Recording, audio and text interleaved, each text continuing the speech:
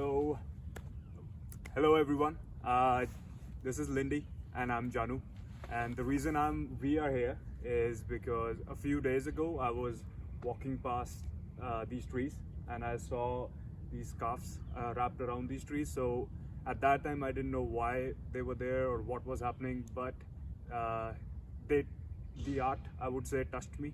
And for a few days I was wondering what's going on, and then finally I met Lindy here, and then we got to know what exactly it was. It was Lindy speaking to all of us in the community, and I would like Lindy to explain why she's here and what's the purpose of the scarves. It really moves me that my art activism touched you, and you said that the trees were speaking to you. Yeah. And that's exactly what I wanted. I've worked in the arts all my life, and I know how artistic expression can touch people. Mm-hmm. And I walk through here, I go for 2 or 3 walks a week. I swim in this pool in the summer, and when I came through and just all of a sudden I saw these orange tapes and silver markers with tags and spiked into all of these trees. And then I realized how many were covered, were spiked. Right. And what does that mean? And it's really a trigger because there's no social license anymore to cut down mature trees, and we'll get into that later. But Okay. Why did I do this? Right. Was to draw people's attention to a place that they care about and wonder, why have these trees been spiked and there's no signage? Mm-hmm. We do know that Spanny Pool is going to be upgraded, Right. but we don't know what those plans are yet. Yeah.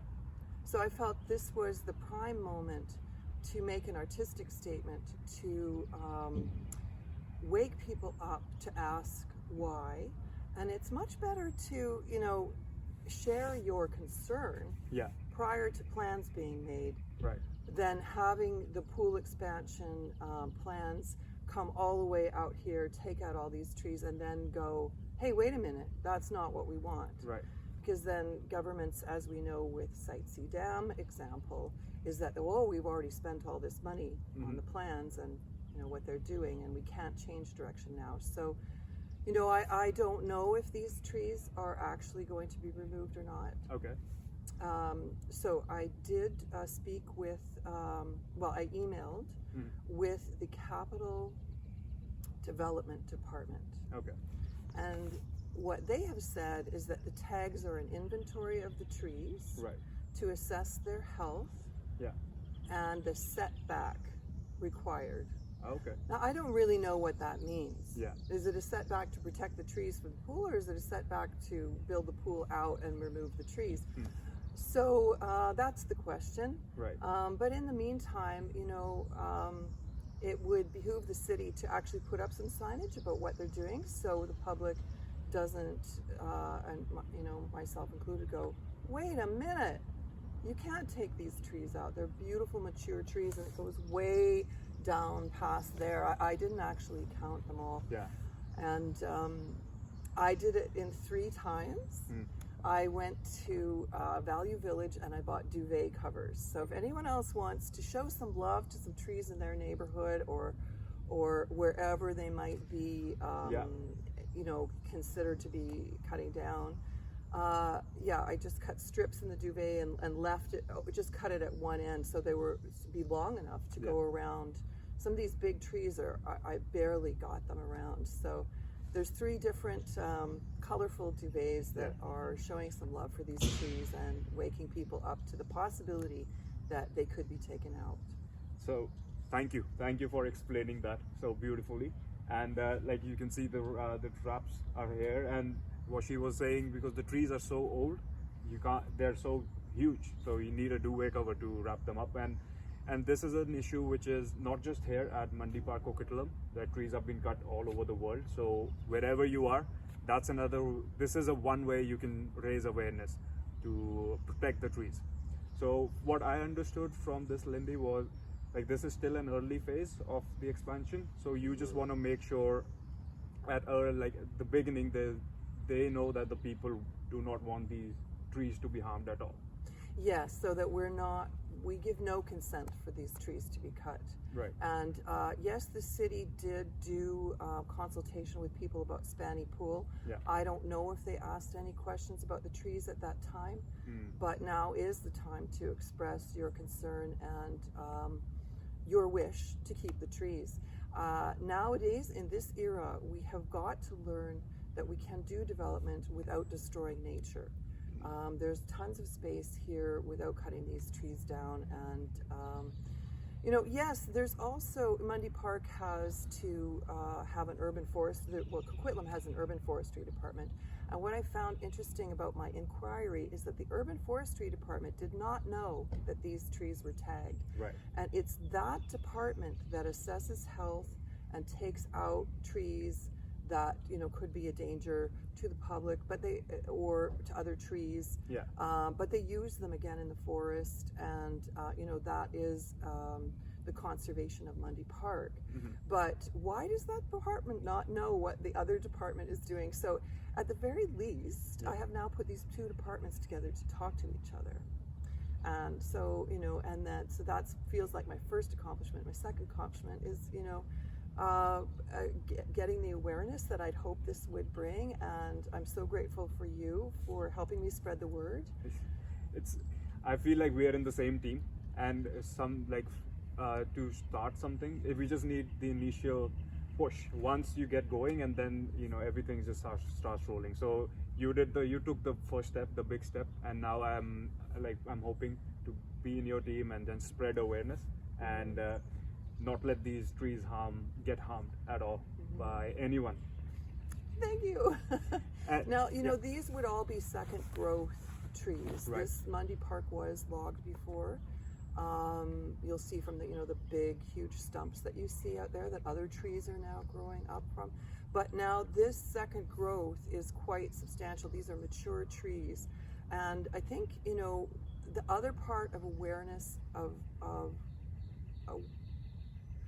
is to make people think about the value of trees. Right. So trees are the lungs of the planet, and mature trees are part of our solution to the climate crisis. So really, we shouldn't be cutting any mature trees. Some of you may know or not that the Fairy Creek area on southern Vancouver Island is one of the last old growth forests in the province, and it is being threatened right now. Wow. So there's, I just learned this morning, that the Green Party is putting some legislation through, or trying to get it through Parliament, following on the government's own pledge to plant 2 billion trees. So we've committed to this, but how are our cities part of that? How is our province part of that? Right. Number one, we have to keep what we've got, especially old growth.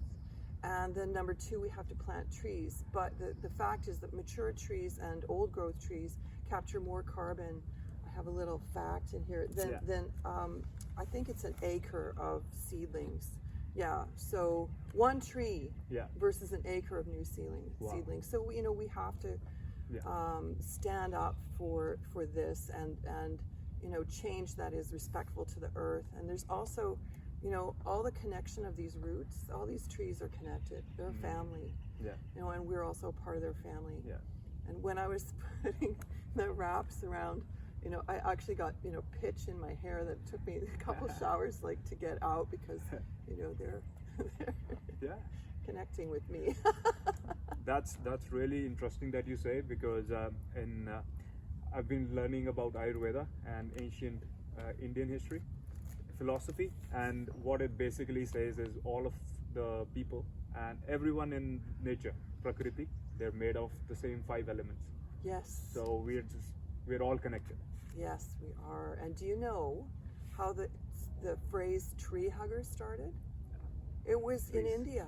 Was it? It was a group of women in India at these villages where the trees were threatened, Yeah. and they formed circles around the trees, and now those villages, you'll see that there are oases of trees, and then there's nothing in between them. And then there's also the monks that took their robes and tied them on trees and wrapped their robes around the trees to save them as well. So we can learn a lot from the people of India as to how to. Well, now make a that you difference. mention it, it does remind me we were taught about that during school. Wow, great! Yeah. So yeah, and this is maybe that's what connected me or sparked something in me when I first saw them. That is the same idea, and it's been going on for so many years, and it's not just about Mundy Park; it's about trees all over the world. Yes, yes, it is. So. So what would you like to? What would you like the people to do to help you? Right. Well, I think I did post a couple of signs with the phone number, and maybe you could post a picture of that, of the Capital Development Department of the City of Coquitlam. So you can ask your questions of them yourselves. Yeah. I've also contacted the Mundy Park Association, and they are looking into this. Yeah. And I really appreciate that.